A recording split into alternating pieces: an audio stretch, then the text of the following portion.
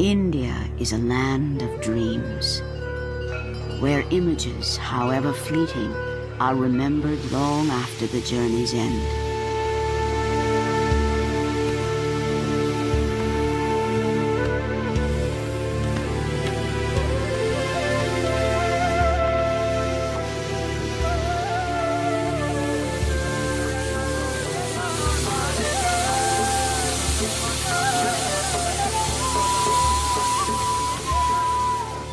The railway is her lifeline, crossing not only distances, but bridging the boundaries of her many cultures.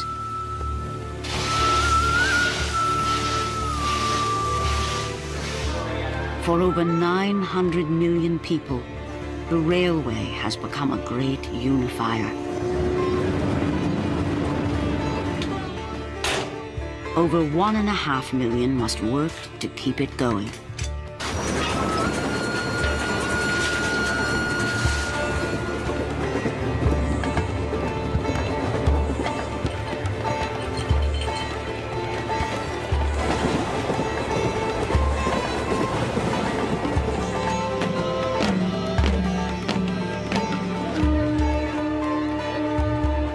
The Great Indian Railway touches the lives of everyone. For nothing is more a part of this country than the trains which are part of its soul.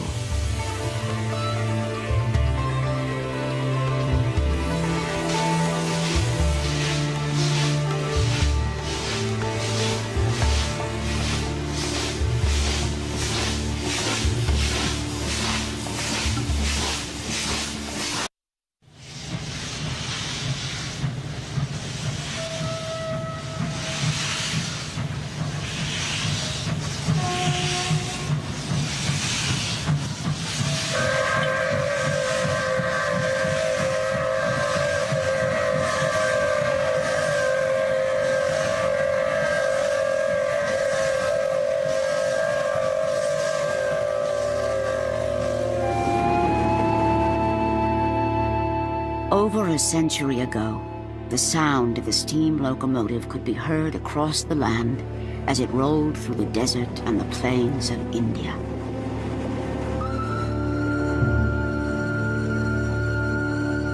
In those days, villages and cities were isolated by vast distances, and the coming of the train would change them forever.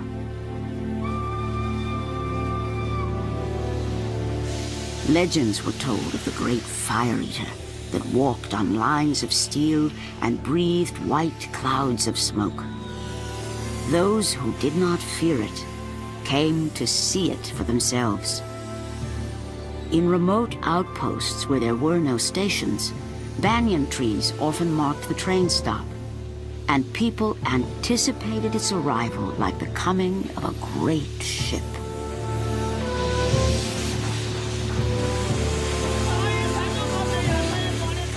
There was always entertainment to greet the travelers, celebrating the trip for the magical event that it was. What had taken weeks by bullock cart could now be made in a matter of days. The hero was the driver. He was assigned one engine for life and cared for it as though it were a part of him, making sure it was fed coal and watered. It was like a living creature preparing for the long journey ahead.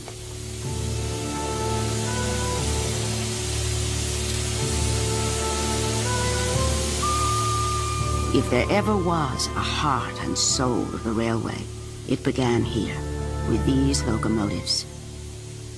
They were the symbol of the British Empire and held the romance of an age when men and machines united the country for the first time.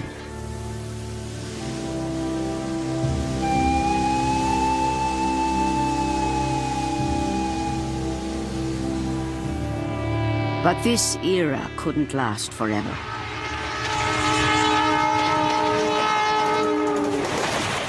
Now, the super-fast express trains command the rails and are moving India into a new century.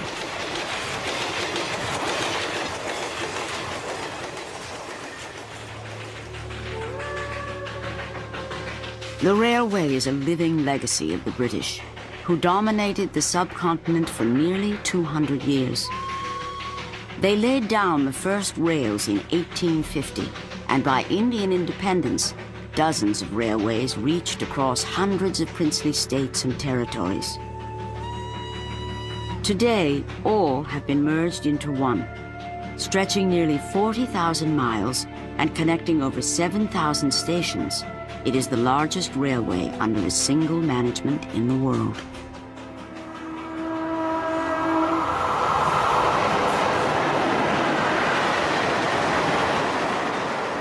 Frontier Mail, the Tamil Nadu Express, the Punjab Mail, all long-distance trains renowned in history. But one of the oldest is the Grand Trunk Express, and it travels nearly the length of the country.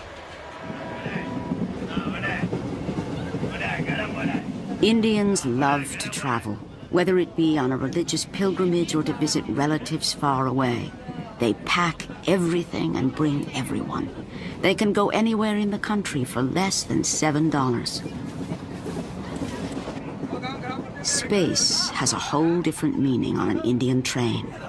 People like to sit next to each other, talk and share stories. And a stranger isn't a stranger for long.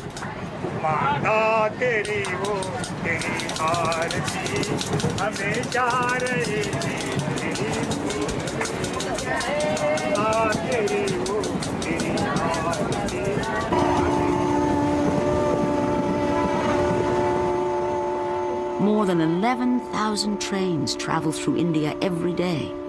But it's in the three-tier second-class coaches that the real spirit of the country can be found.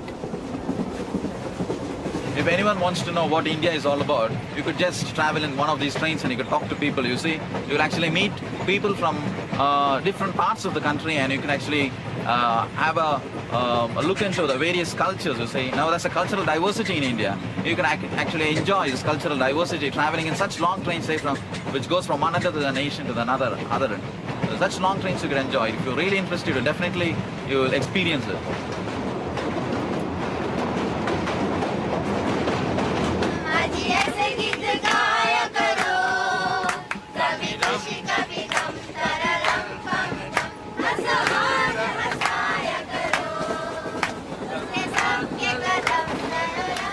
Every Indian train has ticketless passengers who are part of its character.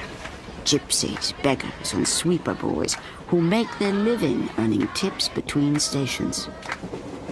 I meet every type of people here. Maybe they are millionaires, they are the poorest. They are engineers, doctors, bankers, every type of persons I am meeting. And when I travel, I have an opportunity to talk to them, make friendship with them. We sometimes come closer to them and we become family friends for life.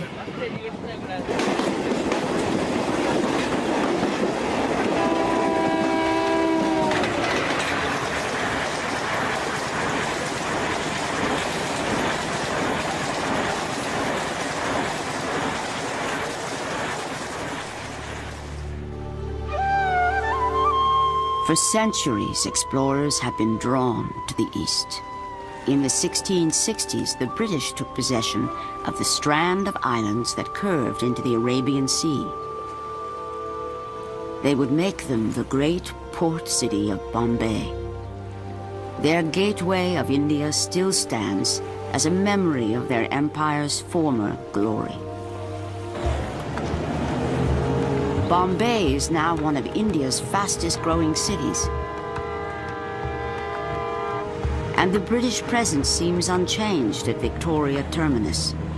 Opened in 1888, it was built on the site of the first railway station. But now, it's the headquarters of Central, the busiest of 9 zones in the Indian Railway. From this historic place, one of the most important men in the railway oversees his domain. This is the seat of power of the general manager. Problem between Kiratgarh and Kesla. There was a disaster. Every morning, Birendra Vishnu calls upon his officers to account for every detail in a monumental system. From major accidents to minor delays, nothing escapes his attention. As many as 8 trains, they have all been fired. It was from this same office that the British ran their railway. And with independence in 1947, they turned it over to Indian leadership. All right. Hello, Jabalpur. But now the GM controls a far more complex network. With 200,000 men beneath him, he runs Madan. Namaskar. What is happening today? What are your prospects of loading? Sir, yesterday we did 8.5. Ajay, you just speak to CME. Your diesel utilization has slumped. Your diesel utilization has slumped. Your sick wagon balances and all the yards are heavy. The stable loads are heavy. Just speak to CME.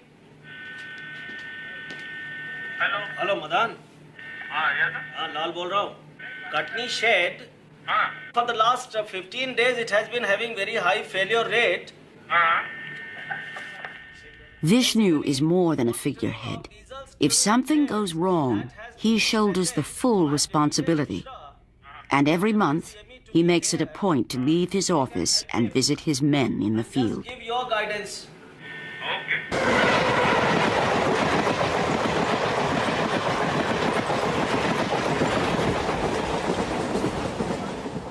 Like a present-day Maharaja, Vishnu holds court in his private inspection coach, with full kitchen staff in attendance and all the ceremonies inherited from his predecessors. The Indian Railways constitute the lifeline of India. And it was given to us by the British. They gave us 2 things. The Indian Railways and a very powerful administrative system run by the bureaucrats. We're now going on an inspection trip, and during this inspection trip we propose to go over the entire railway lines, see what management techniques are there, see how the cabins, the points, and the people who manage these points look after themselves and look after the equipment. Each one has his area of responsibility, and a super check has to be exercised. So when we go out tonight, our objective is to find out what deficiencies are there and take measures to overcome them. No single person can possibly check on everything. The system depends on workers whose dedication goes largely unseen. Under the eyes of the cabin men, tens of thousands of coaches transport more than 12 million people a day, and one mistake can cost thousands of lives. For this is a human railway, where the strength of a lever man means the safe passage of a train.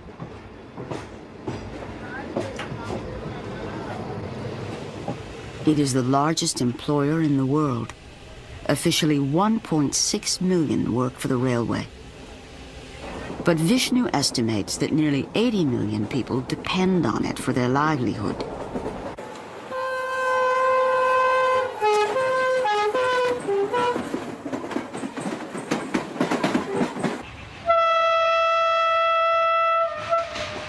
The Grand Trunk Express continues southbound. The trip from New Delhi to Madras will last 38 hours. But for many, the journey is an adventure, and it doesn't matter how long it takes.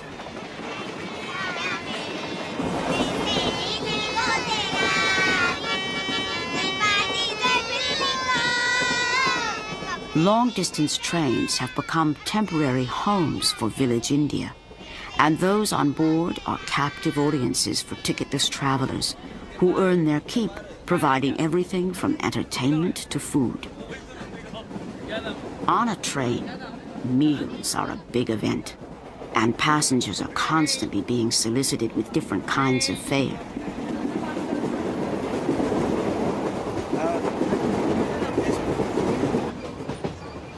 12 bearers run the length of 22 coaches, waiting on as many as 2,000 people. They serve up to 400 hot railway meals twice a day. In the pantry car, cooks prepare food to suit the religious mandates of an Indian train. Non-veg or vegetarian for Muslims, Hindus, Christians. The hardest job may be in trying to satisfy the tastes of so many, and tastes do change from north to south. The food is, for a man, it is very sufficient.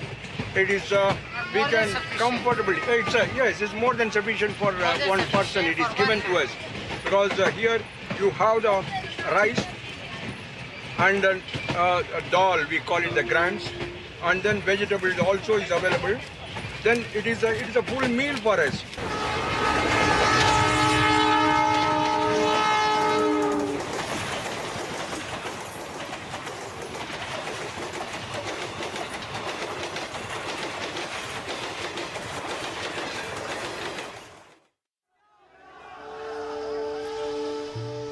If there is a spirit of the railway, it is found in the thousands of small stations which have become part of the fabric of Indian life. They are centers where everyone gathers, and those who can't afford to travel will come just to watch the trains.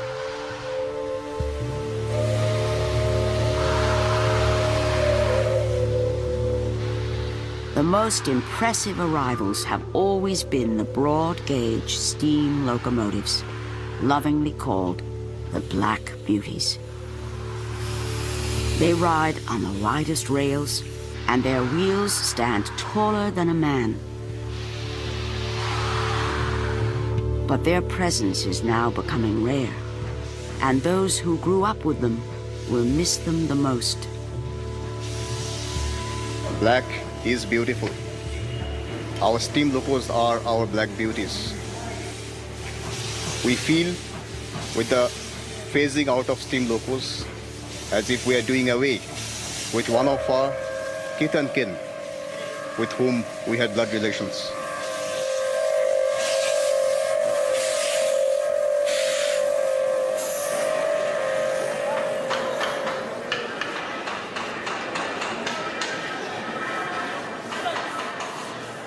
All throughout Eastern Railway, loco sheds are busy preparing their engines for a Black Beauty contest.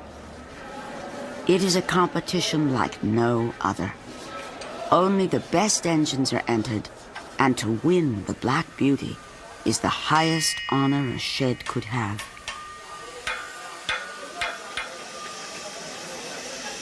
Dhanbad, Rampurhat, Sahibganj, Asansol, Jhajjar. 5 sheds hurry to add the finishing touches, transforming these workhorses into the beauties that they really are.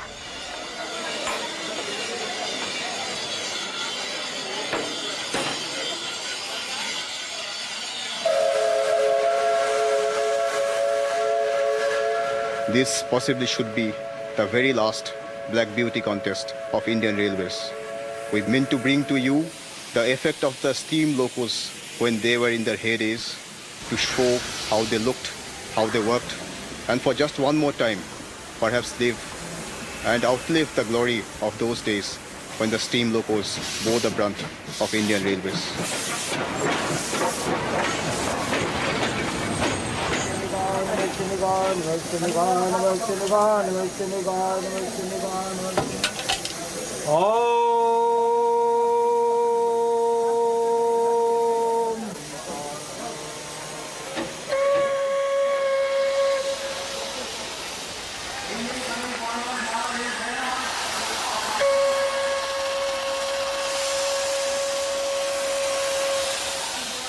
The reason behind a Black Beauty contest remains very much valid today, because perhaps this is the last time that we are going to be able to have such a contest anywhere on the Indian Railways. Perhaps in the rest of the world, like China and others, steam will continue. But on Indian Railways, the pressures of economics have forced us to give up the lovable old monster of steam with this lovable sounds and unique visual pleasure which children loved and therefore aspired to become locomotive drivers when they grew up. It helps people to remember that the steam has served a glorious era from the old days if you look back into the past.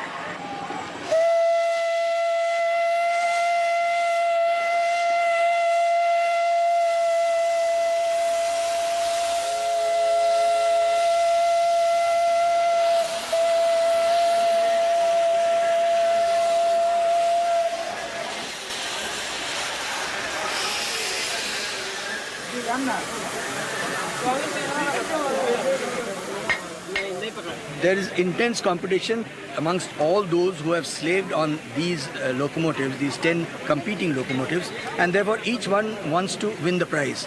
Therefore the judges are under intense scrutiny, perhaps more than the judges are in real life. And they have to therefore make it as scientific as possible. They have therefore divided the system of grading into 3 distinct groups. One is decoration, for which they give 25% marks. The functionality, which is we are giving as much as 50% marks, and also the ceramic blanketing is being given at 25% marks. And I think that the judges will be totally fair and clear in their judgment, and may the best loco win.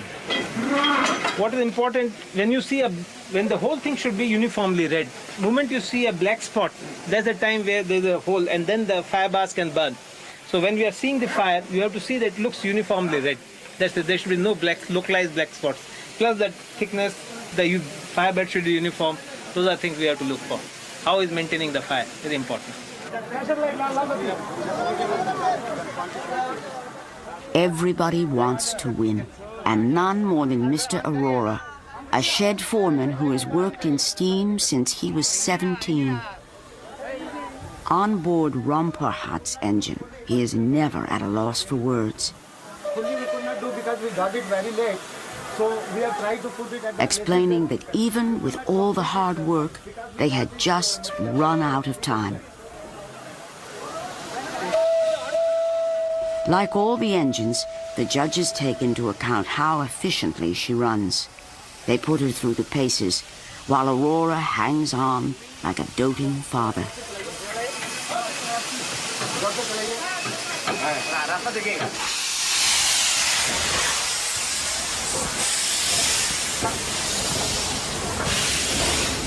The bosses, my examiners, they have been very much pleased with the work which you boys, with my staff, with my driver and other fellows, all the whole Rampurhat has done in decorating this locomotive, in making it fit mechanically sound.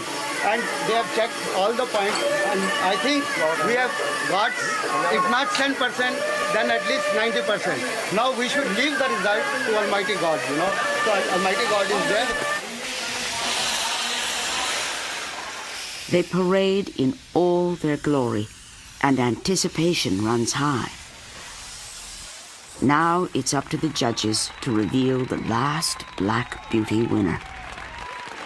पहला number Nandini Asansol से।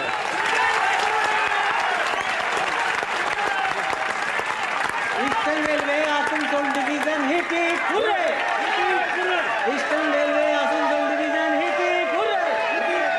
Eastern Railway Asansol Division hip hip hooray! Nandini of Asansol Shed will claim the prize. For Nandini and her crew, this is an occasion to remember. But they know, as they back her into the shed, that their victory is bittersweet. For despite the fact that the Black Beauties have proven themselves today, another fate awaits them.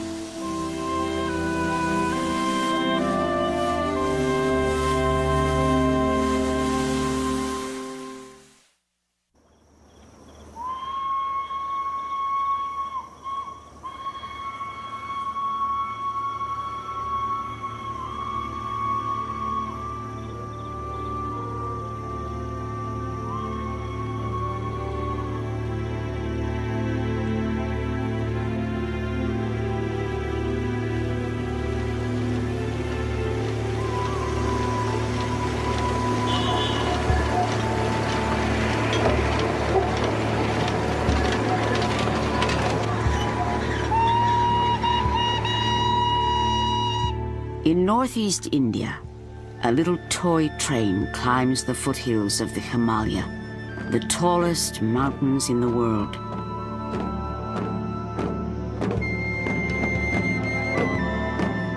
Every morning, Buddhist monks look towards the east, welcoming the sun to the remote mountain town of Darjeeling.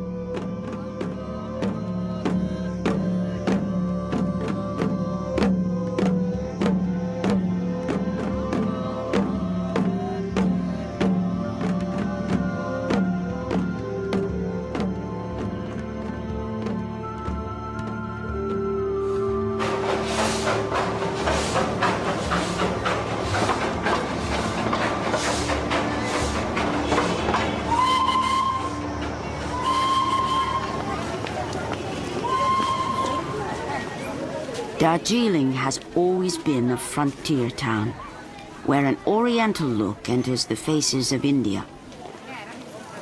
But it also tells of another heritage. The British loved the climate so much, they made it a hill station to escape the heat of the plains below.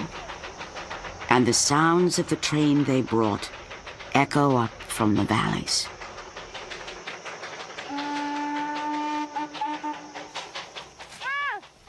For the people of the mountain, the train has always been a part of their lives. In the days of the British Raj, it carried the famous Darjeeling tea down from the plantations. 18 little locomotives run back and forth on the Darjeeling Himalayan line. The youngest is 70 years old, and the oldest is 105.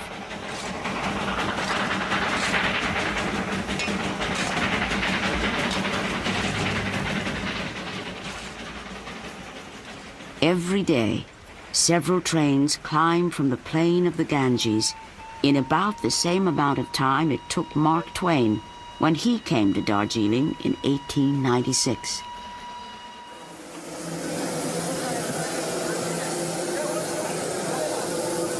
The beginning of every trip is a ritual for the six-man crew. Each engine is an antique heirloom that's been entrusted to their care, and they look after them like living, breathing creatures, feeding and watering them. The fireman knows that only a good head of steam can carry the train up to 7,407 feet to reach the highest station in all of Asia.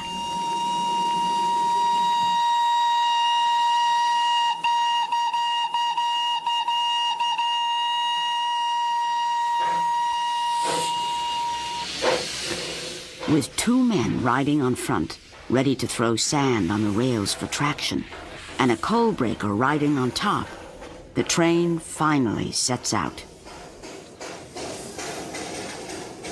Each engine has its own distinct personality, and no one understands his better than the driver, Mr. Gurung. Like his father, he was assigned this same loco for life. And everyone along the way knows it's him by the sound of his whistle.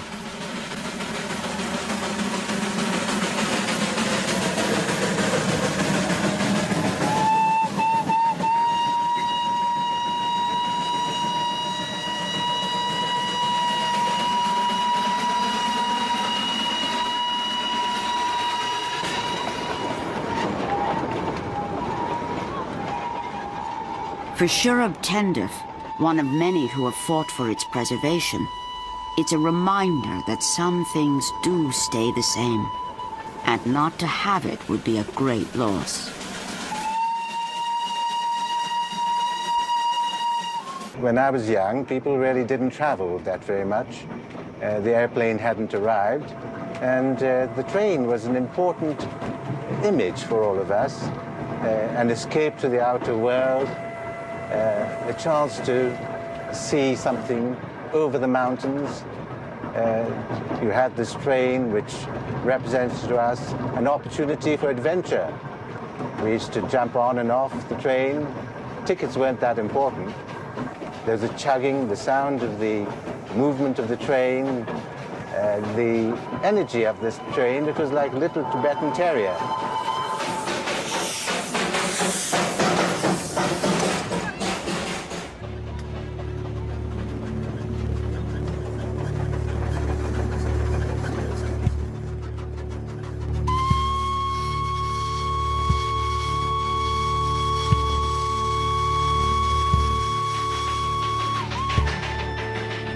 The obstacles that the British overcame in 1881 are still impressive even now. On the foothills of the Himalaya, they had little room to maneuver, and only by ingenious loops and switchbacks and the narrowest of tracks could the little toy train reach the top.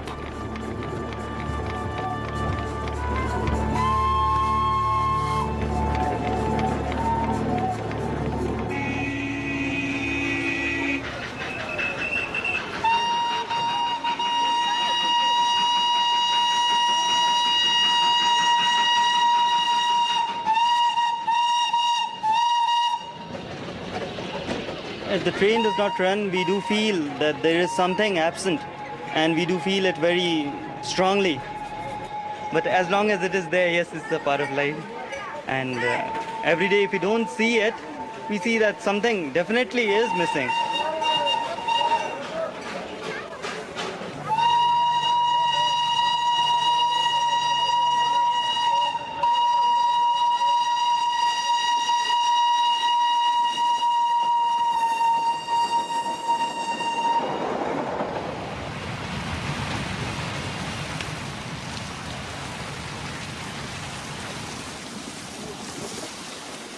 India is a country of villages. More than 70% of its people live out their lives in a day-to-day existence where there is no hurry. And only the changing seasons mark the passage of time.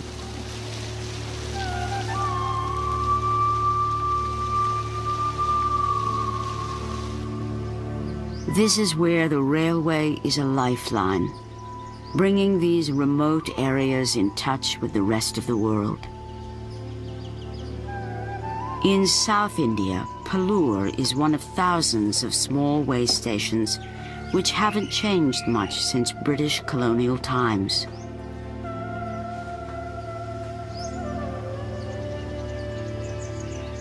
It is a single-line track off the main route to Madras, and only 4 trains a day stop here. Mr. Govindarajan is the station master. He took a demotion from a bigger station, choosing Pallur to be near his sick wife and to live out his days in the peaceful quiet of the country.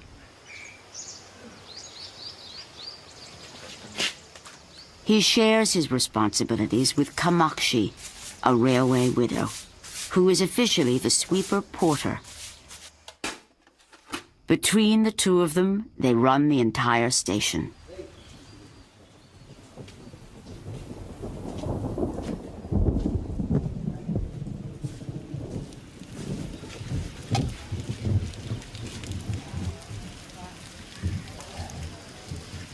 Pallur means milk village, and for the last 100 years the villagers have relied on the milk train to carry their cans to the city markets. But before the train arrives, Govindarajan must coordinate with other stations to make sure that his line is clear for the coming train. Yes,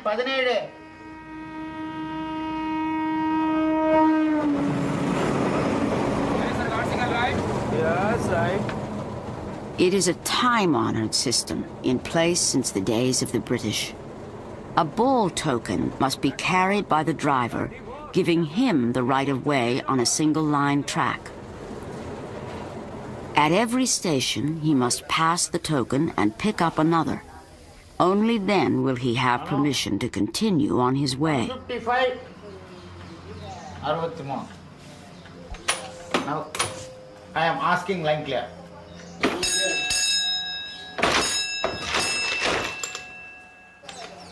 This is the authority. Token C17.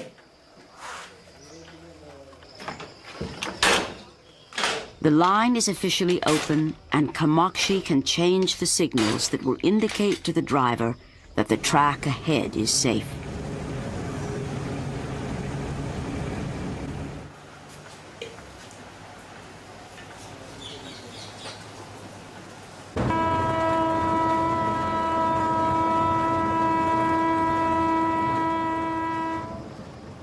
She will pass the ball on to the driver and prepares the cane pouch. She is one of the few women working directly with the trains, but gained her job after a great loss. Her husband had been a fireman on a steam engine and committed suicide when he didn't make driver.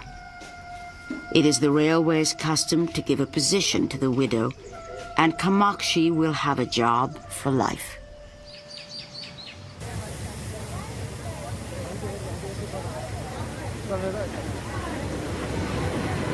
As the train comes in, the ball token is handed over. Now the driver can move safely into the next section.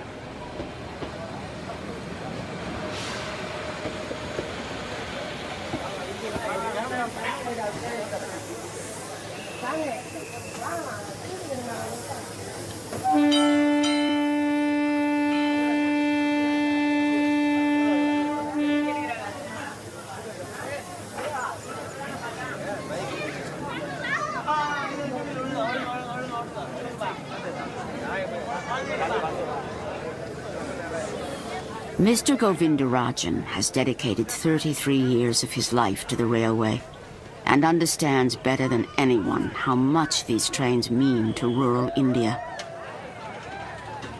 But changes are coming, and he has received word that with his retirement, his post will not be filled, and Pallur station will be closed. They tell him that with only a few trains a day, there just isn't enough profit. Soon, the trains won't be stopping here, and people will have to take the roads. He will be the last station master of Pallur.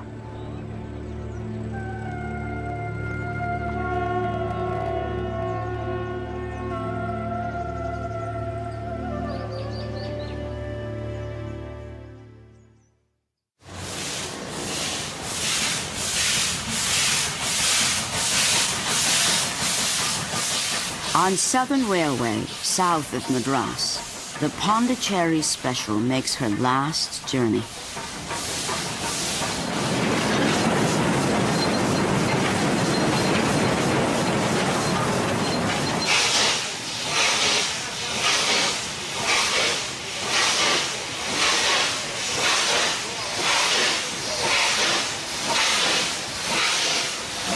Nothing evokes the romance of the railway like a steam engine. Her arrival into Pondicherry Station is a grand event, and she will bring the platform to life for one last time.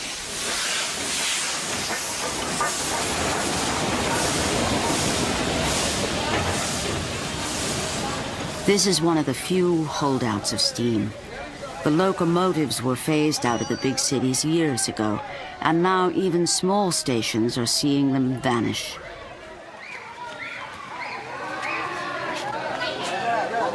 But perhaps the greatest loss will be felt by those who have steam in their soul. And Don Depani is one who feel it the most. A third-generation railwayman, he became what his father, a gatekeeper, always hoped he would be, a driver, the pride of the line. Now he's been given the honor of taking the Pondicherry Special on her final run.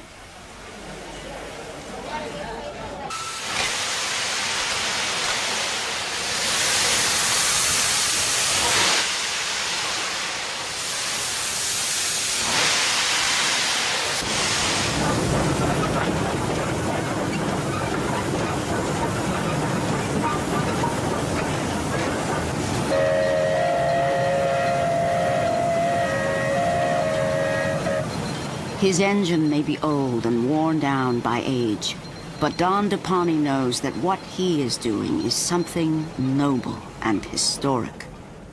And he's always been proud of his duty.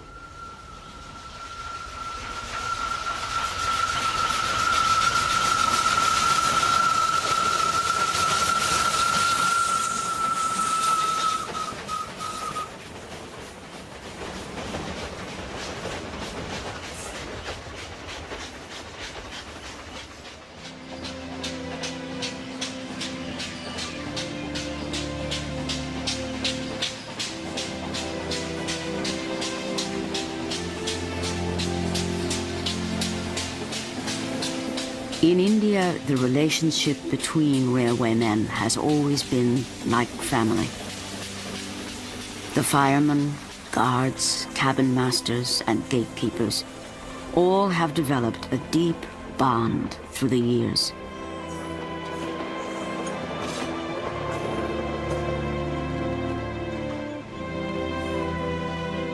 Station masters on the single-line tracks and the drivers of steam know that a time is coming to an end.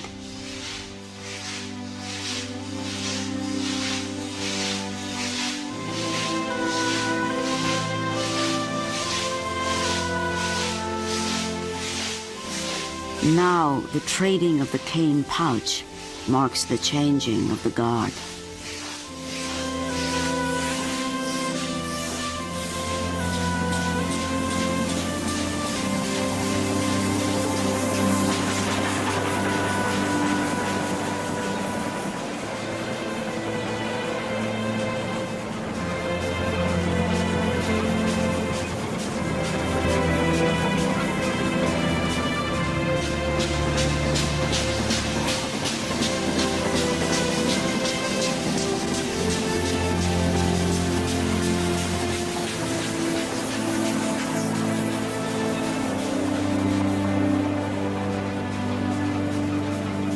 Both Govindarajan and Don Depani have since been retired. The Pondicherry Special has been condemned. And Little Pallur Station is now closed forever.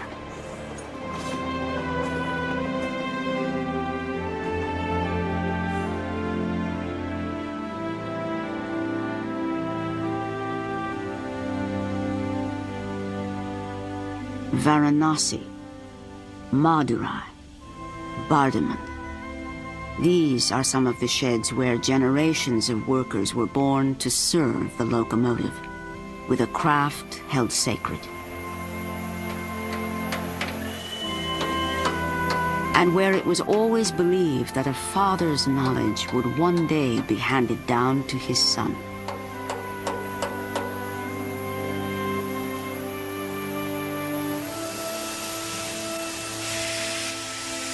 We'll be closing down this steam loco shed in a couple of months when the last of these black booties would have moved out.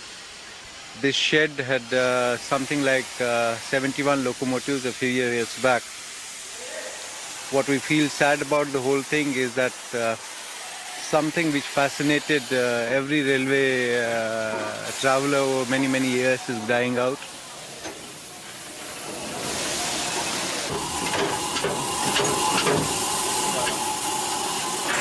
And what I feel personally sad about is that with the locomotive dying out, a breed of men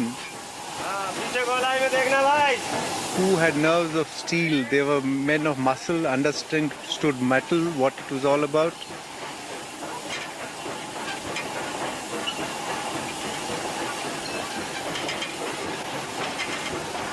What we get today in lieu is the diesels, the electrics, which have really no muscle in them. They're all technology, there is no spirit behind them. To us as old railwaymen, they are really not comparables. This shed, where the epitaph is now being written, will see a gloomy picture in a few months from now, and will lose ever so slightly a part of our past, something on which the railways all over the world have survived for the last 100+ years. With that, a lot of our soul will be gone.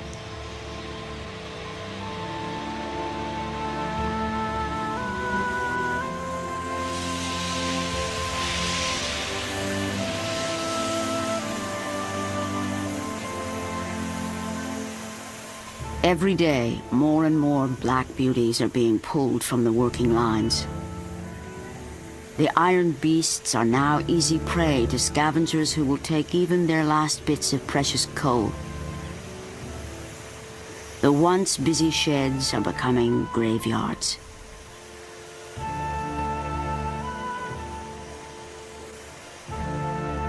For loco foreman Mr. Arora, returning is like visiting old friends. See, this is the tragic part on my life. I was born and brought up in this with this steam locomotive. Now I feel as if I am left all alone and I am standing like a helpless man, can't do. But this is the demand from my nation.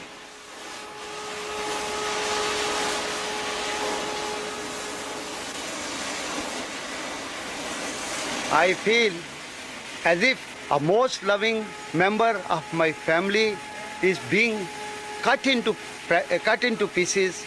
In my presence, an old man who is looking after the children, and he is standing. He cannot do anything for his children at this dying stage. Feel so bad. Really, I feel like weeping. I become helpless creature, but as I have told you, a day one has to die. Similarly, they have also to vanish one day or the other.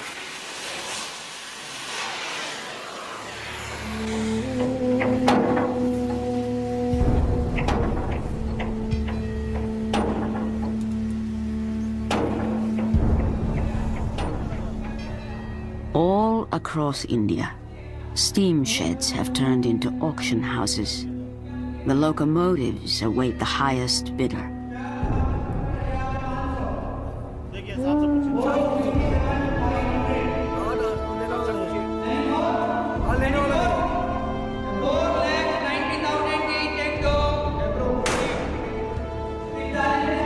They are the businessmen who have waited for the sheds to close before making their move.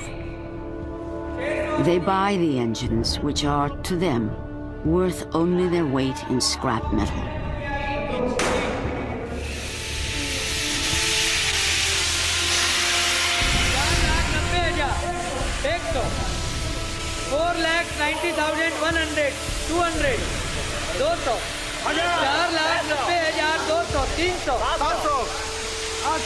One, two, and three.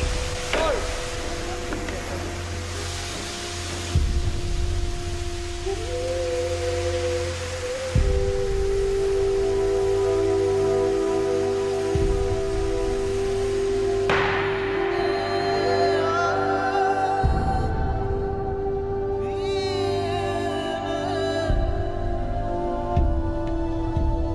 Most of these men of steam will choose to stay with the railway.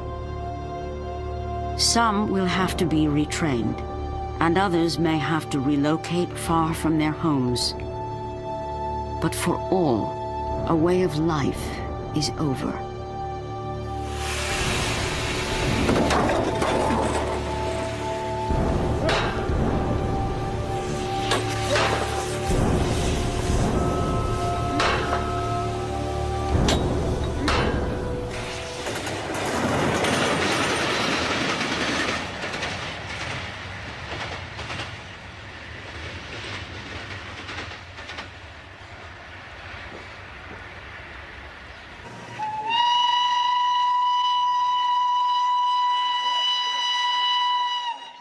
There will be one survivor of steam, and by government ruling, it will remain.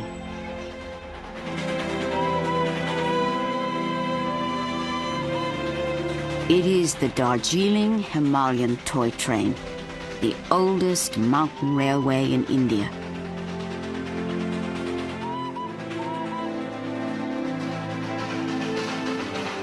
She is the symbol of the railway, and evokes the emotional and spiritual ties which the country has for its trains. The men who run her stand for the many who have devoted themselves to keeping the lifeline going.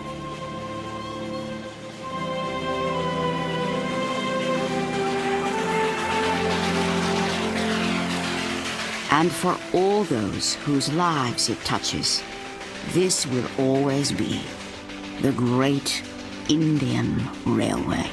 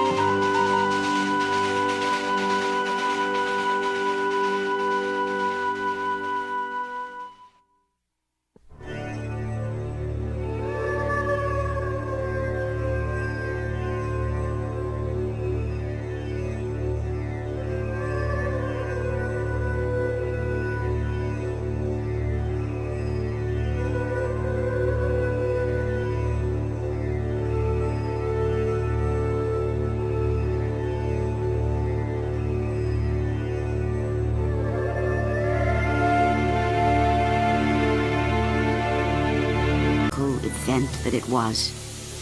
What had taken weeks by bullock cart could now be made in a matter of days. The hero was the driver. He was assigned one engine for life and cared for it as though it were a part of him, making sure it was fed coal and watered. It was like a living creature preparing for the long journey ahead.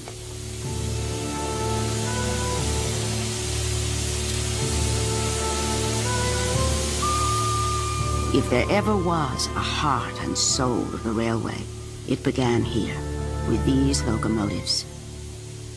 They were the symbol of the British Empire and held the romance of an age when men and machines united the country for the first time.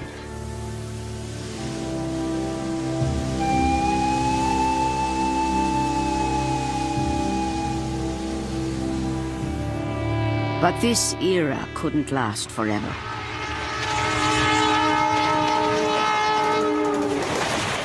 Now, the super-fast express trains command the rails and are moving India into a new century.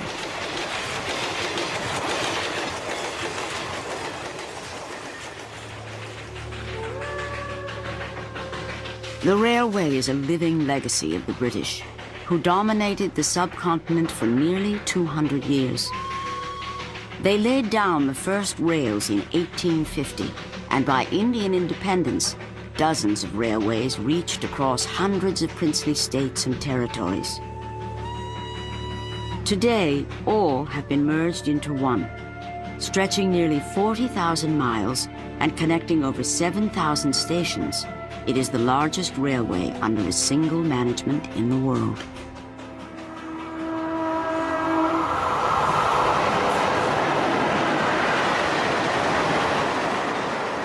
Frontier Mail, the Tamil Nadu Express, the Punjab Mail, all long-distance trains renowned in history. But one of the oldest is the Grand Trunk Express, and it travels nearly the length of the country.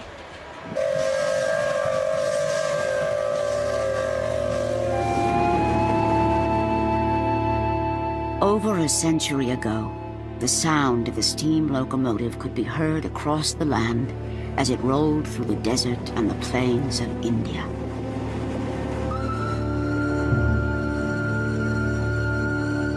In those days, villages and cities were isolated by vast distances, and the coming of the train would change them forever.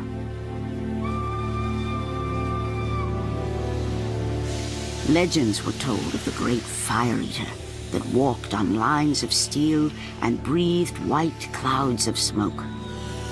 Those who did not fear it came to see it for themselves. In remote outposts where there were no stations, banyan trees often marked the train stop, and people anticipated its arrival like the coming of a great ship.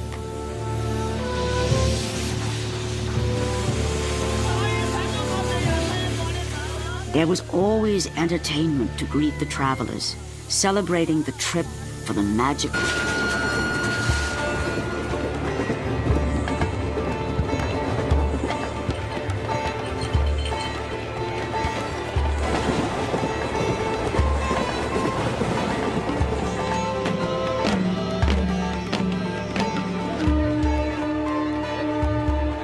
The Great Indian Railway touches the lives of everyone.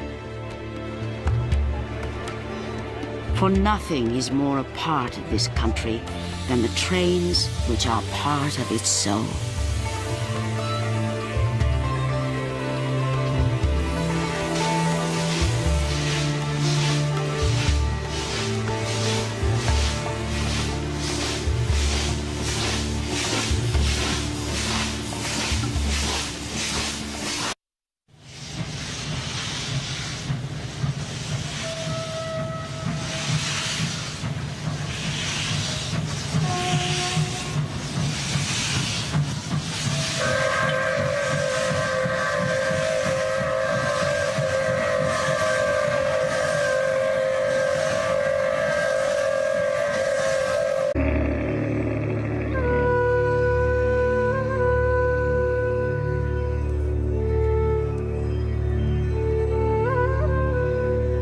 India is a land of dreams, where images, however fleeting, are remembered long after the journey's end.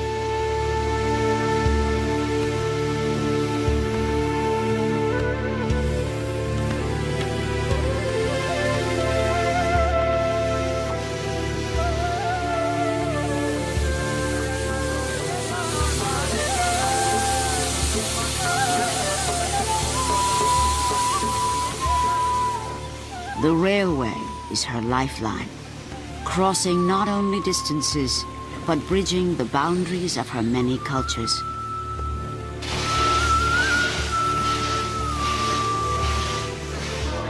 For over 900 million people, the railway has become a great unifier.